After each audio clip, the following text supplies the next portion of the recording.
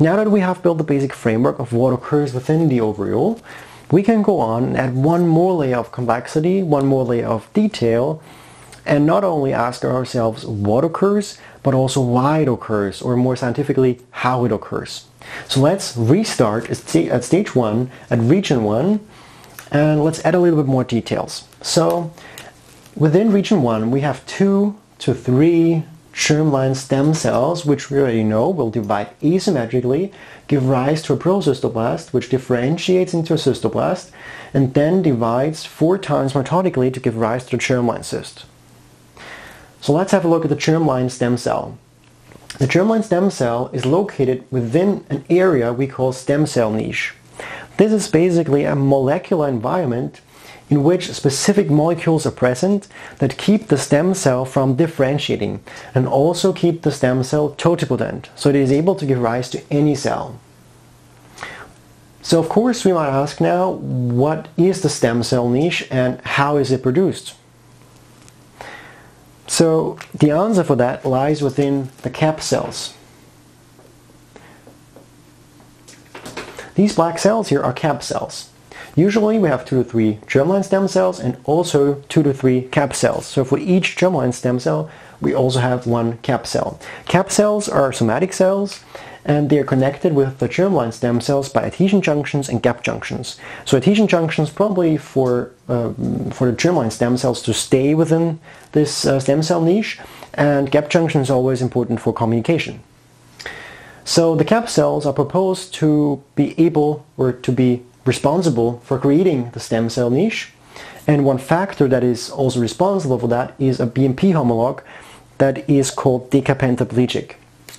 Decapentaplegic, you will find that also in other areas, for example in embryonic development of Drosophila later, when you discuss the dorsoventral axis, you will also come across this name again.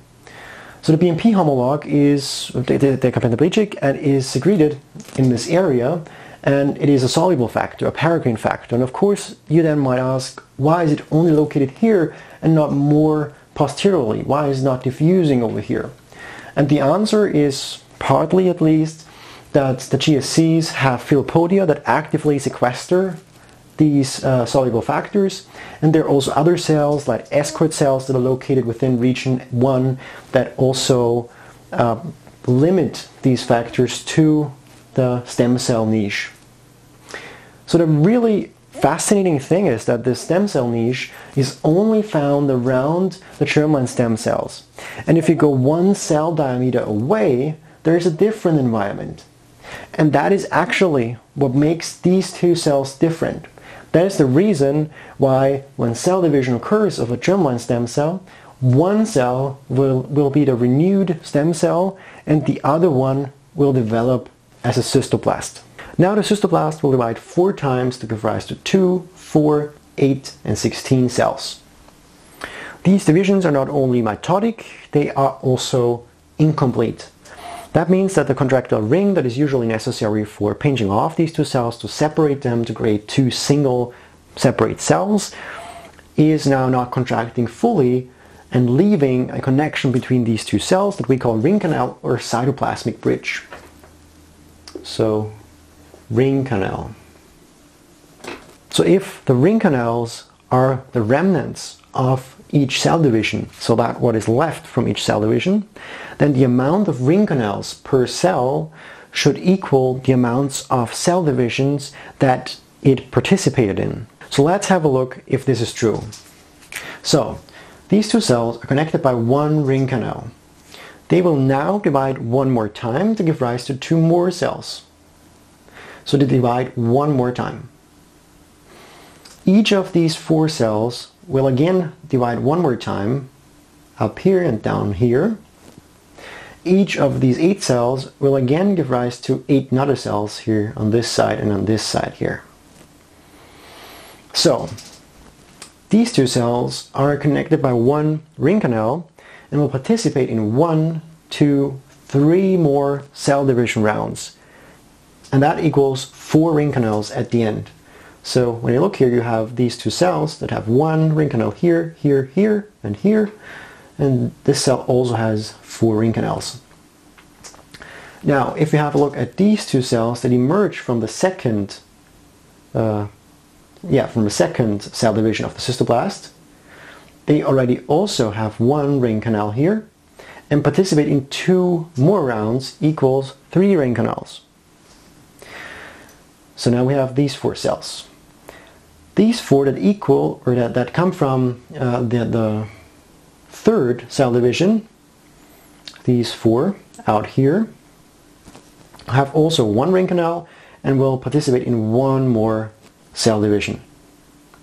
And then there are the last 8 cells that come from this 4th cell division. They already have one ring canal and they will not participate in any more cell divisions.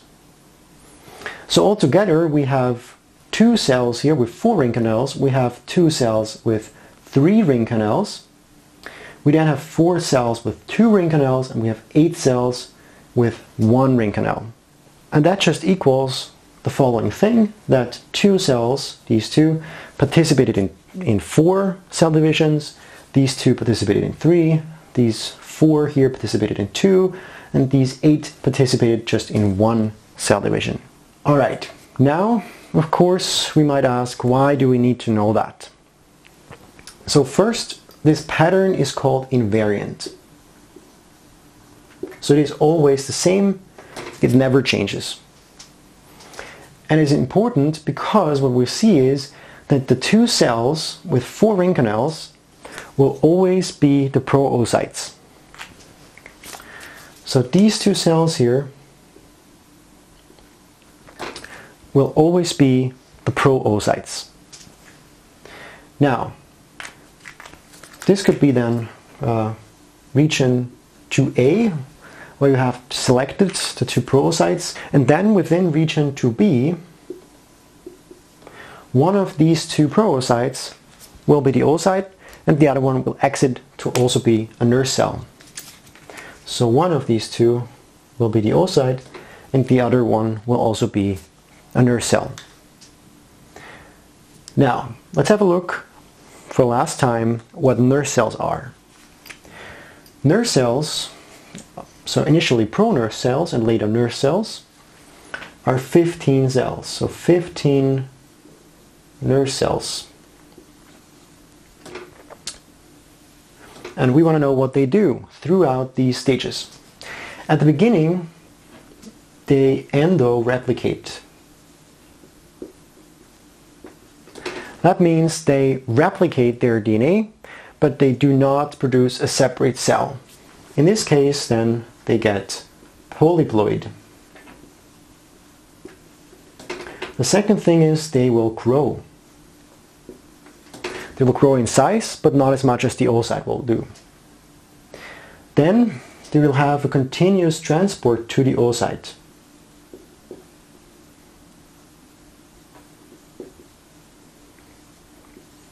They will transport RNA, proteins, and even organelles to the oocyte. Then we have nurse cell dumping.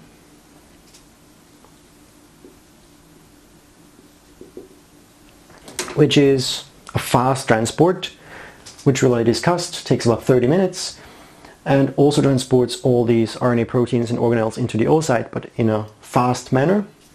And at the end, the nurse cells die by apoptosis. So that is what the nurse cells do. Now, let's go back to the pro-oocytes. What we see initially, the 2 pro-oocytes are selected, always the same with the 4 ring canals. And what they also do is they are the only cells of these 16 cells that are able to have a functional centrosome. The only cells that have an MTOC, a microtubule organizing center. So we could draw that here. So this would be more in 3D, how it would look a little bit. So we have here in red 2 points, which should be the MTOC, MTOC1 and MTOC2.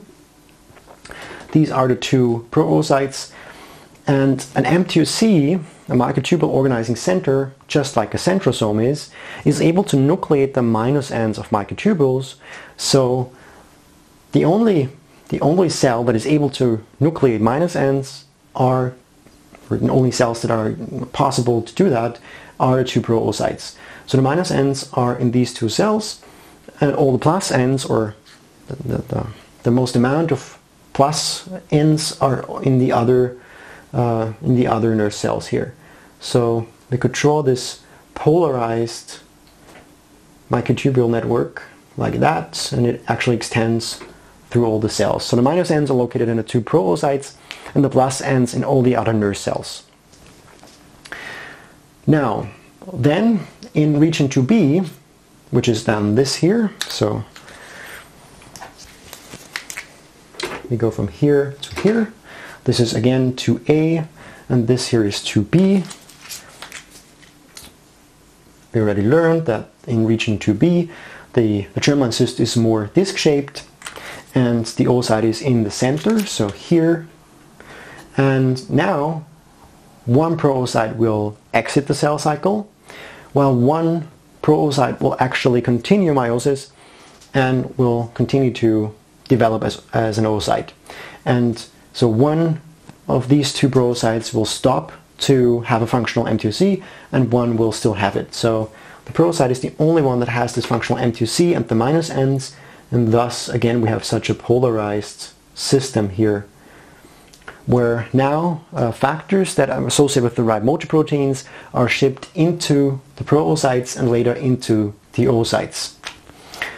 Of course, these things are just products or results from things that occur earlier. The microtubule network is produced because they have an MTOC and the other cells do not. And that occurs always in cells with 4 ring canals. But the question now is, why does that occur? Why is this MTOC still functional only in these two pro-oocytes with 4 ring canals? And the second question is, how is one of these two pro-oocytes selected as the oocyte? So the answer in how pro-oocytes are selected, and later on the oocyte is selected, lies in a structure that we call fusome. Fusome. The fusome was first described as a gel-like structure, a cylindrical gel-like structure. So cylindrical and gel-like structure that extends through the ring canals. So here in red you will see the fusome all the time. So extending through the ring canals. A cylindrical gel-like structure, that is what it was first described as. It is in fact an organelle, you could call it like that, or a cytoplasmic structure.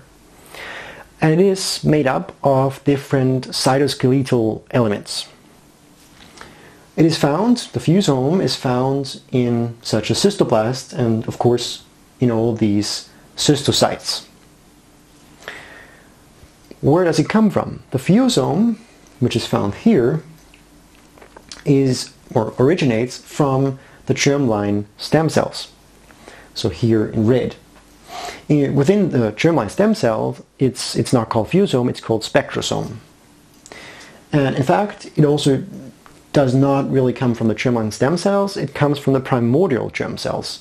So the precursor of these germline stem cells. So during development of the mother fly, and in fact during gastrulation, within the primordial germ cells, a structure first appears, which is then this red structure here that we later call fusome. But before that we call it spectrosome. So in the primordial germ cells, we call them, or we call this structure spectrosome. Within the germline stem cells we call it also spectrosome. And when this germline stem cell divides to give rise to a procystoblast, 1/3 of the spectrosome is transferred to this new procystoblast. And this 1/3 is then called fusome. So as soon as it is in the procystoplast, it is called fusome. So these are just different names now. Okay, so the fusome is responsible for many things, but let's start at what it does here at the beginning.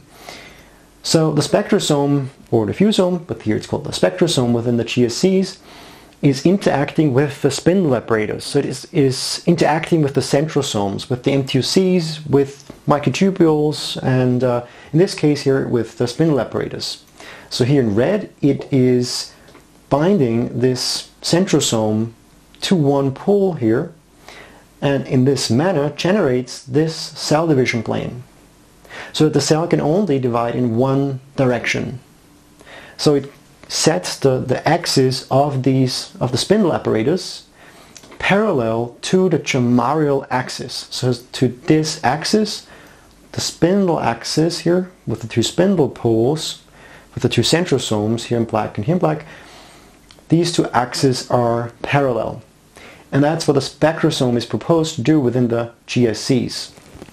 However, it is not essential for the GSCs, because when mutated, so when the spectrosome is getting rid of, or when things are mutated of the spectrosome, the GSCs can still divide normally. And that is probably because there is no other way to divide. So the cell division plane cannot go any other direction, because here you have a wall, and here you have the neighbor cells, so you can only go in this direction, you can only divide in this direction. But later, the fusome here, and later here, it is really important. So it interacts with the spindle apparatus, it interacts with the cell division plane, it is responsible for a specific cell division plane, and in fact it is responsible for this invariant pattern here.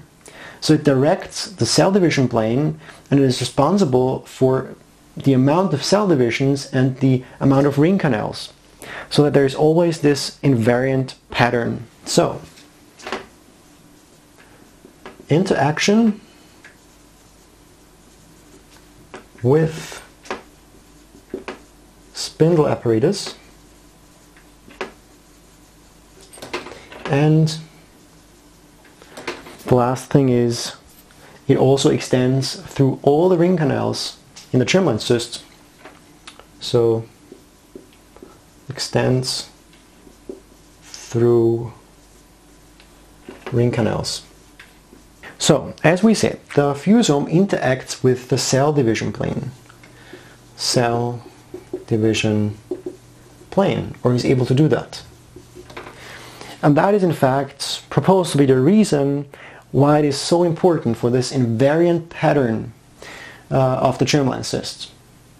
Because if the fusome or parts of it are mutated, then if you have a look at the germline cyst, there are irregular numbers of cystocytes and ring canals.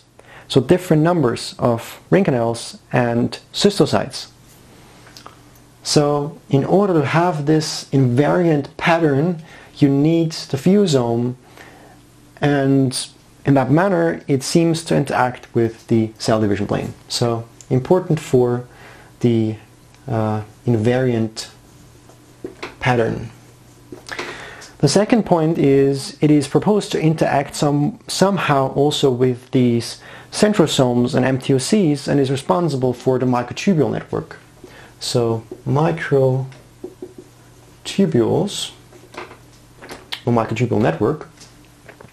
And this microtubule network is really important for pro-oocyte selection. And so it also plays a role in pro-oocyte selection.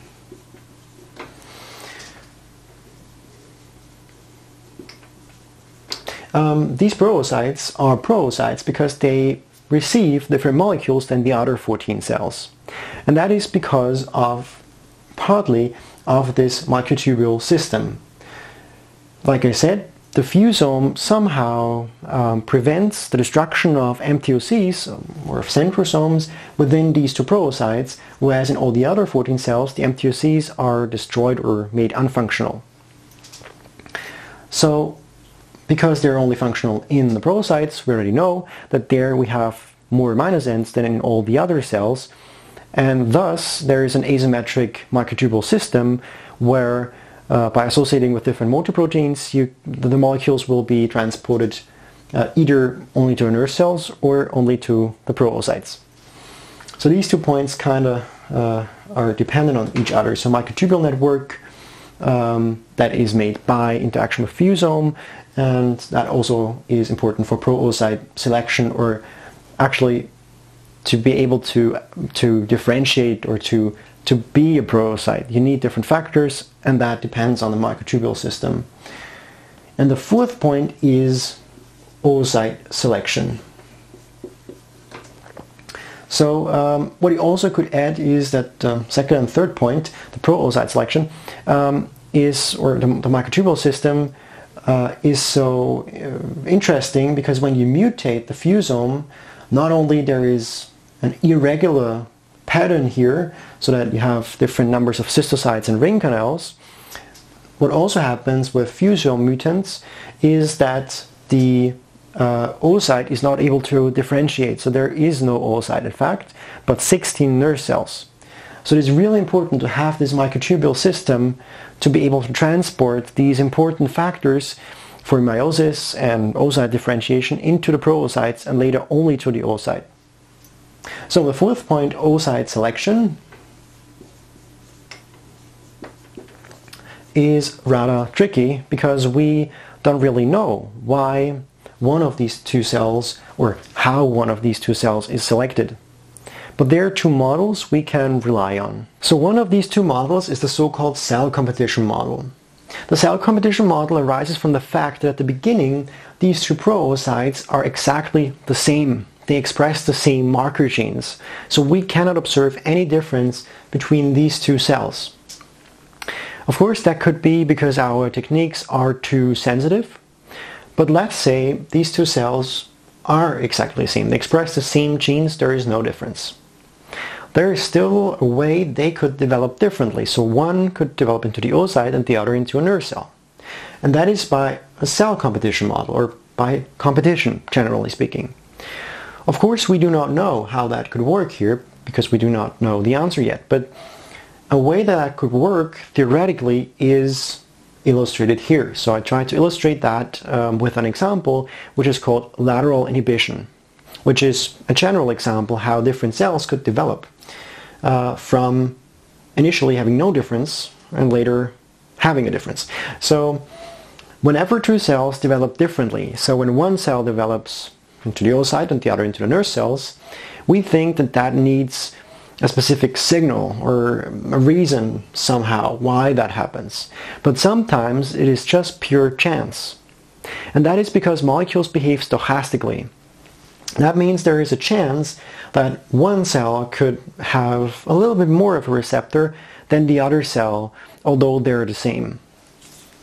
So let's have a look at point 1 here.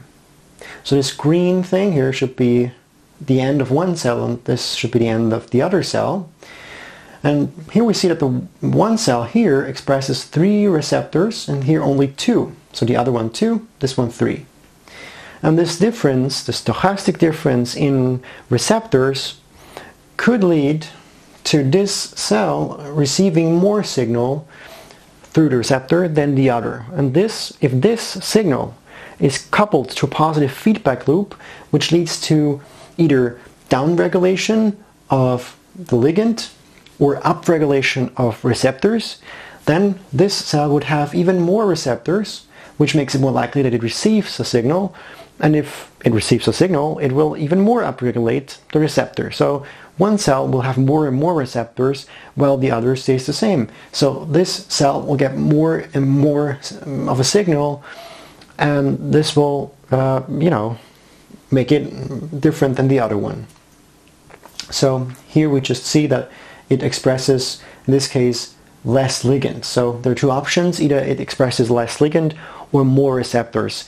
And in that way it makes it more probable that it will receive more signal than the other cell. So this would be the cell competition model that only relies on the fact that a molecule behaves stochastically and that could lead to a difference.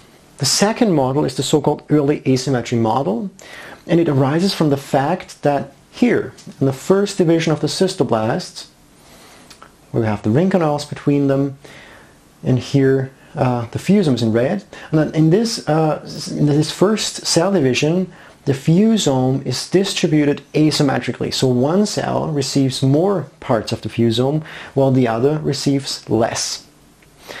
And the cell with the bigger fusome parts is usually later the oocyte.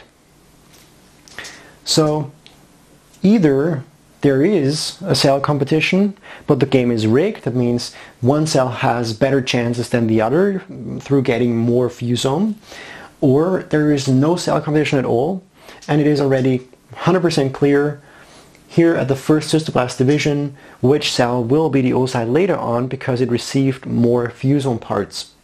That's why it's called early asymmetry model. So it's an asymmetry in a fusome distribution very early. And the cell that gets more fusome is then usually proposed to have also more associated factors that will make the cell later on the oocyte, that is responsible for making a cell with more fusome parts the oocyte. So that would be the early asymmetry model. But of course it is difficult to really determine which one is true, or if there is in fact this early asymmetry and no competition, because the fusome is already dismantled around this stage here when the oocyte is selected. So before the oocyte is selected, even the fusome is not really visible anymore. So it's difficult to say if the cell that is selected is really the one with more fusome parts in it later on. So whichever model is true, the cell competition model or the early asymmetry model, the result is clear. We will end up with this disc-shaped germline cyst that comes from encapsulation, as we already know, with one oocyte in the middle, in the center, and 15 nurse cells. And the oocyte is the only cell that is able to maintain a functional MTOC, microtubule organizing center, or centrosome in this case, and is able to nucleate minus ends, and all the other nurse cells will nucleate or will have the plus ends. And in that manner, whenever molecules associate with dunane, they will travel from nurse cells to the oocyte and accumulate here at the interior where the MTOC is located. And this accumulation, which is visible, is then called Balbiani body. And this is so important because whenever you mutate the microtubule system or treat it with specific molecules that will break down the microtubule network, you will have no oocyte. You'll have 16 nurse cells. So in order for oocyte differentiation to occur, we need the microtubule network. That is really important. Okay, let's summarize this one more time. We started off with the germline stem cells, which generate then by 4 mitotic divisions the germline cyst.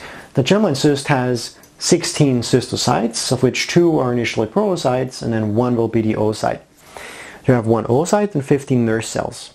The oocyte then has this accumulation of factors here at the interior, which is called the Balbiani body. And all that occurs just with interactions or just within these cells that come from the germline, from the germ cells indeed.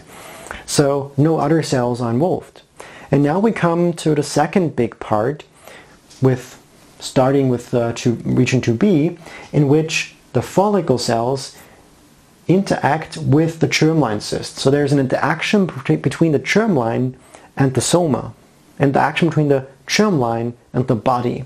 And this interaction creates an asymmetry, not only within the germline cyst, but also within the oocyte. Whenever we talk about the interaction of some type of cells, like the follicle cells with the germline, we need to discuss how to communicate, which signaling pathways they use. And let's start with 3 different pathways that are very important for the understanding of how the follicle cells communicate with the germline and vice versa. However, I'm not really going into detail because that's not necessary. We just need to be able to understand the basics of how they work.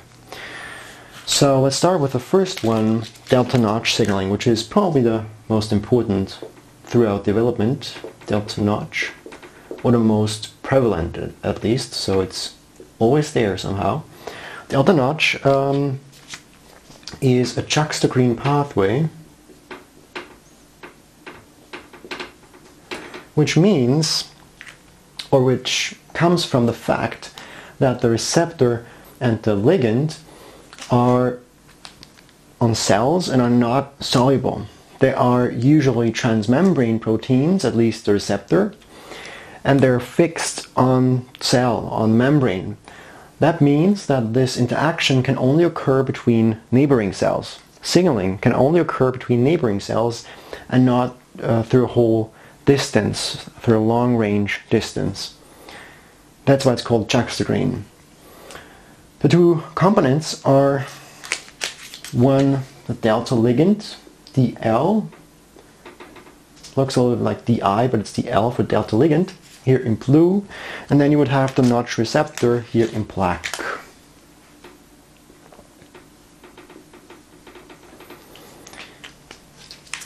So what happens is, as you see, these two notch receptors look a little bit different. And that is because the interaction with the delta ligand leads to a conformational change. That's what I tried to draw here a little bit.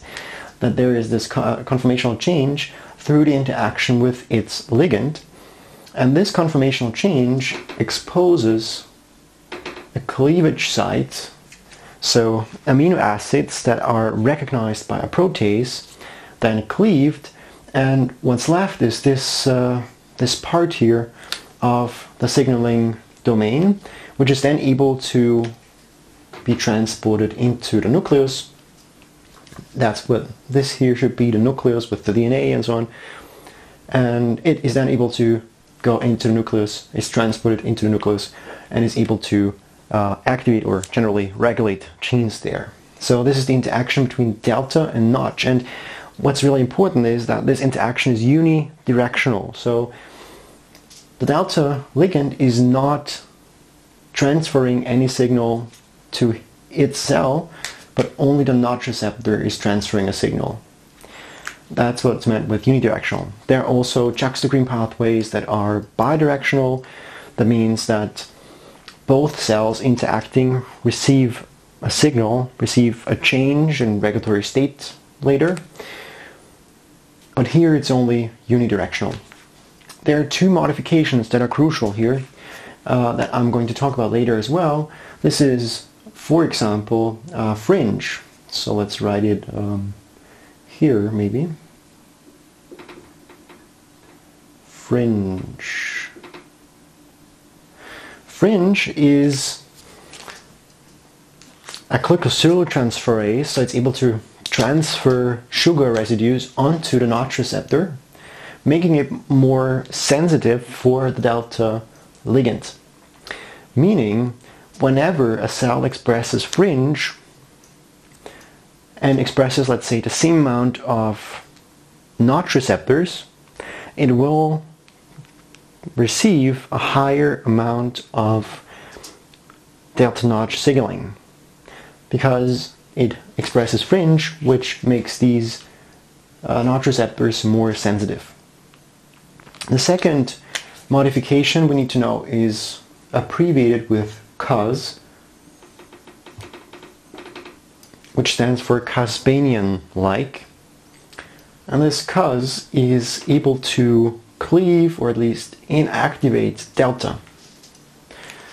So whenever a cell expresses Cus, its delta levels are lower, or it expresses less delta than when not expressing Cus. So fringe is expressed, or is affecting the receptor, while Cus is affecting the delta ligand. So let's, yeah.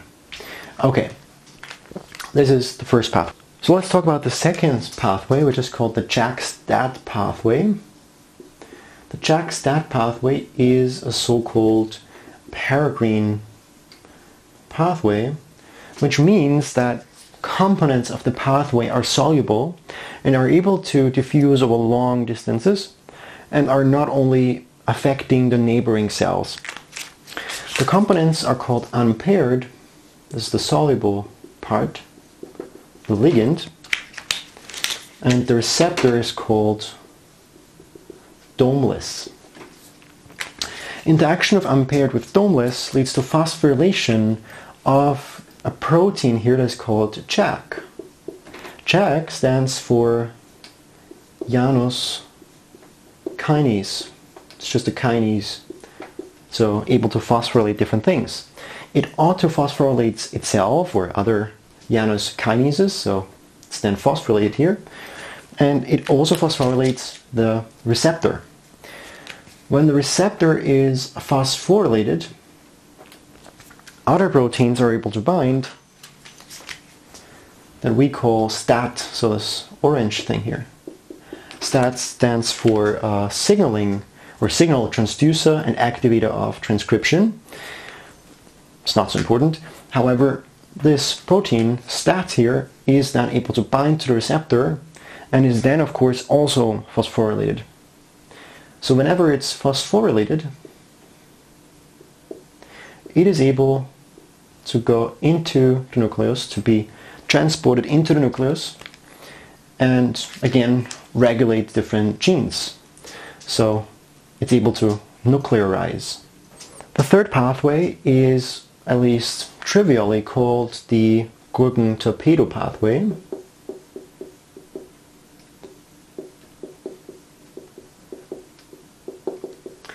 These are German names which do not really mean anything in context here, so the more systematic name would be TGF-alpha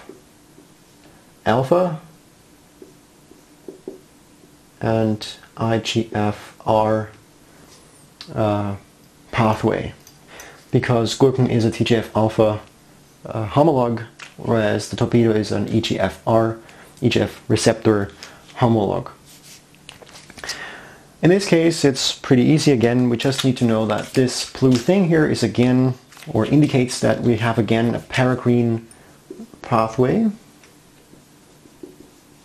So again, soluble factors are able to diffuse over long distances. And yeah, so here in blue we have the soluble TGF-alpha or Gurken, and this black here would be torpedo or EGFR. And there's also another name which is, so for Drosophila it's Drosophila EGFR or Drosophila EGF receptor, DER. So you could call it then DER or EGFR homolog or torpedo, different names.